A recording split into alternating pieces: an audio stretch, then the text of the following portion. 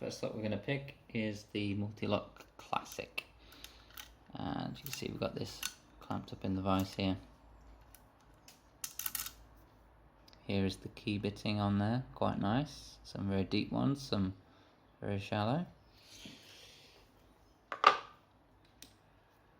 And we'll pop this in upside down with the pick tip facing upwards. And on the Classic is 5 pins which are pin in pin.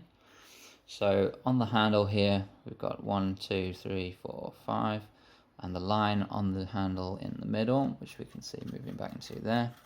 So that's going to tell us where we are on the center pin for each of those pin stacks. Some people suggest picking with the line just off center, and that will get you on the outer pins, which we're picking first. However, I've had quite a lot of success with just picking on the lines and pushing both pins down at the same time, and I've never had issues with that, so that's how we will proceed. Okay, so a bit of pressure, not too much, and we are twisting to the left and trying to find the binders.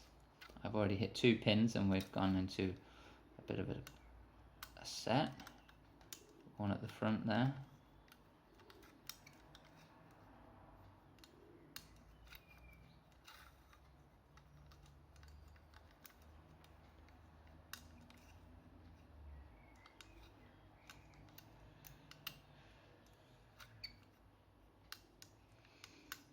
Every now and again you'll see that I've overset pins. That was a nice turn. When I overset a pin, I just release the tension with my finger and thumb, and then they'll often drop back. If they don't, you can tap the tool as well like this, and that'll coax them down. But some people like to use this little black screw here. If I screw this in on the top, they like to press this the opposite direction, and that'll help you balance out your tension to get those pins drop back down again. Different people have their own preferred methods, and whatever works best for you is the way to go. Counter rotation on 2, good click and back into the false set. Counter rotation on 5, click, back into the set. We dropped a few, so we'll have to pick those back up again. There's one.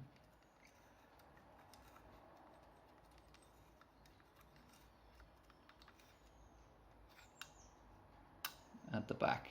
Now we got that really deep, I wouldn't call it a false set because it's not really. We have set onto the inner pins, so only the inner pins left. We're just going to tap along the lines here methodically, just like we have been doing, until we'll hear some clicks. There was one, and there we go, the lock is open. We saw the tailpiece come over there in the back. At this point, like any of these tools, you can always remove it at any point during the pick. If you've gone the wrong way, you can then plug spin the lock back the other side.